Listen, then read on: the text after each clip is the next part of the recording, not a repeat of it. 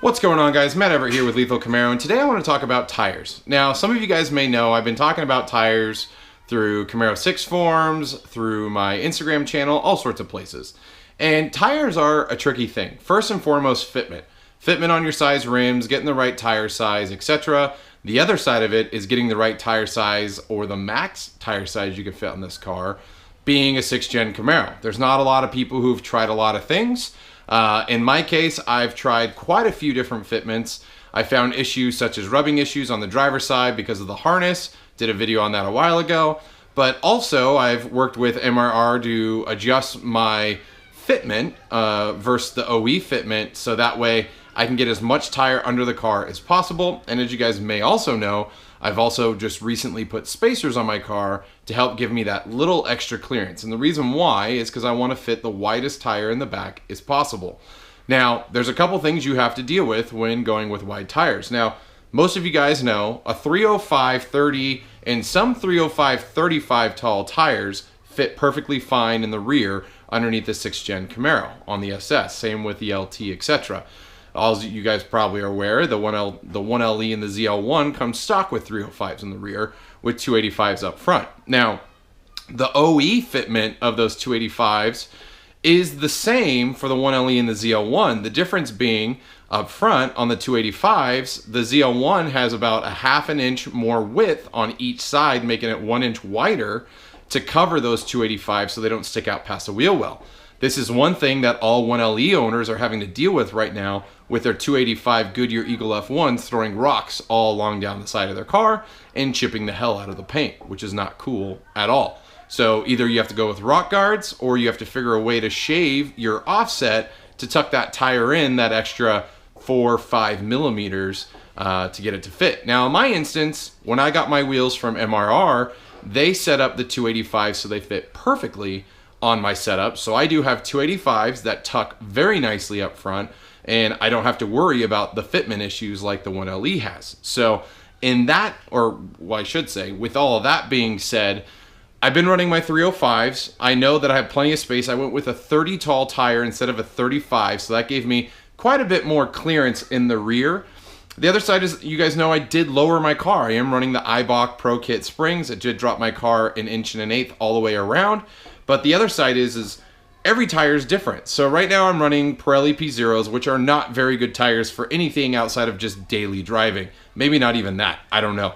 You guys make up your mind. I've been running these tires now for a little bit. They've been decent tires. They're not super loud on the road, but they're just not the best tire for grip and traction, even compared to the stock asymmetrical 3s that come on the car. Now, I have 10 and 11 inch wheels, so I couldn't run with my stock tires, and I just needed an inexpensive tire at that time to put on there. But now that I'm in the journey of adding more power, I have to consider getting better tires, better grip, better everything. So, all said and done, right now, again, I have 285/30 20s up front, 305/30 20s in the rear, and I've just recently put spacers in the rear to bump out the wheels, knowing that I was going to go with a bigger tire. Now, you guys may say, why would you need a bigger tire? Well, right now, I have 11 inch rims.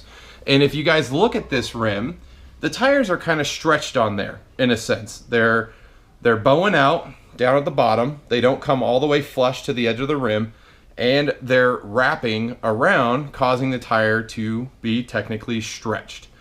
That being said, it's a 305 on an 11 inch rim. Typically 305s would fit a 10.5 inch rim perfectly fine. What I do need is 315s. So right there is a set of 315 tires that I am gonna try to stuff underneath here. Now, I've done a lot of calculations, a lot of measurements, and the 315s are just gonna fit. Now, these tires here are a little bit taller than the P0s. So I have to contend with a couple different things. I have to, one, contend with the tire being a little bit taller, coming up pretty close to the wheel well. Knowing that these tires are stretched a little bit, I actually have quite a bit of clearance. I have done some testing where I strapped on a GoPro to see what kind of travel my wheel has. And I'm not so worried about the travel or rubbing issues, but we have to find out and see. Now, the other side of it is, will the tires fit at all? Will they rub on the inside?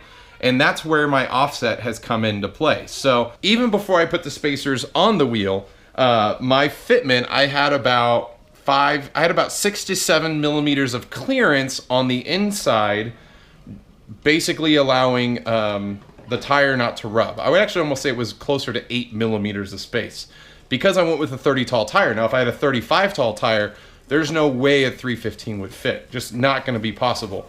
But going with a 30 tall tire, I had plenty of room underneath. And now I put the 5 millimeter spacer, which gave me basically 12 millimeters of extra space compared to what I had before I put the spacer.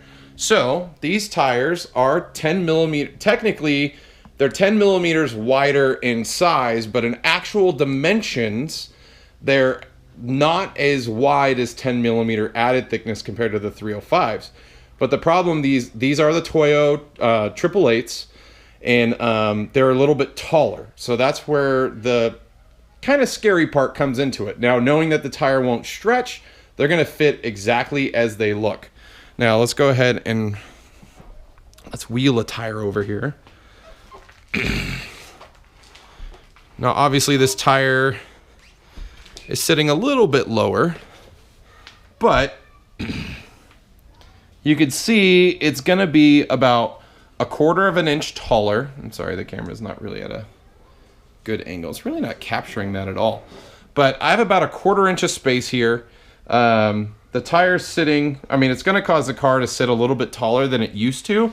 So I'm just not entirely sure how it's all gonna pan out. Now, I did a lot of math and a lot of homework to make sure that these would tuck underneath, but it's gonna come down to actually stuffing them on there.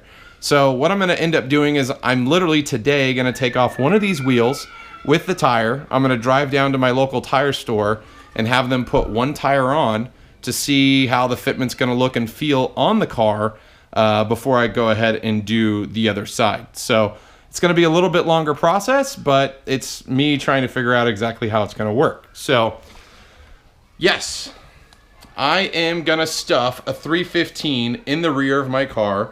These are the R888s. These are not gonna be daily driven tires. For those of you guys out there watching this video going, oh my God, he got R888s and he's gonna daily drive this car. First off, I don't really daily drive anymore. So even if I did leave them on the car, I don't think they're gonna be that bad. And with all the other mods that I've done to the car and the mods that are coming, I need the traction. So it's either go with these or Pilot Sport Cup 2s. I think my ultimate goal and plan, if I can save the money and get it, would be to, and keep in mind, I put these tires on credit card. Like, I do not have the money to buy all this stuff right now. So, but I put these on credit card in hopes to pay it down over time. But the goal is to put these on the car, try them out, see how loud it is with the exhaust and everything. If it's tolerable, I probably will just leave them on there normally.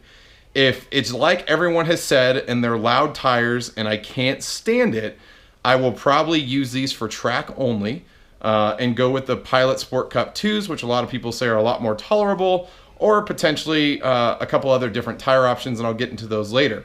The other side is I do want to review these tires. I want to see how they are compared to the P0s, how they are compared to the stock tires, etc. So there's lots to cover, lots to go over, but you know, I think they're an awesome tire. Again, this is not something that you're going to want on the car if you ever drive in rain. These are not tires for rain. You will crash your car. Your car will basically hydroplane on the rain at any speed. Do not use R888s in the rain. Please do not drive these in the rain. That all being said, I'm going to take the steps, see if these fit. I'm going to do that today, and I'll be following up with another video very shortly to cover off on how these fit. So I know there's a couple, let's see here. I know there's a couple Camaro guys out there who have gone down the road putting 315s and even 320s on their 6th gen Camaros. Again, it all depends on the tire, the brand, the type. Some are more concave, some are more squared. It just depends what you're looking for. So a lot of people are gonna say, hey, why didn't you go with the smaller rim and square tires all the way around? I just don't want that setup. I'm not gonna be the fastest guy on the track. I just wanna have fun. I wanna be able to put down the power that my car has and have fun at the track. I'm not building this car to be the fastest car in the world. I would go a whole different route if I was going to be competing against other people. This, for me, is a fun car to then go to the track when I can and have a good time. So a lot of people are cringing or have followed up and have yelled at me for millions of different things. But keep in mind that I'm not going for the world record here. I'm not going for the best track version of my car. If I did that, I probably wouldn't have cammed the car. There's a lot of things that I've done that are contrary to typical track vehicles. My car is more for the look that I want, the sound that I want, and for it to also be able to go to the track and have a good time at the track and not be a complete dog. And I think I'm going to be able to do that. So we'll find out. This is a big journey. I'm bringing you guys along. If it backfires, it backfires, and I'm going to tell you why. So thanks for checking out this video, guys. If you enjoyed this content, I know this video was long, hit that subscribe button. Lots more to come. Obviously, I'll be following up with a fitment video talking about 315s in the rear and what's needed for that. But as always, guys, if you don't subscribe, likes, comments, and shares are appreciated. Check out the Lethal merchandise down below in the description. But until next time, I'll see you on the road. Hopefully with tires that fit.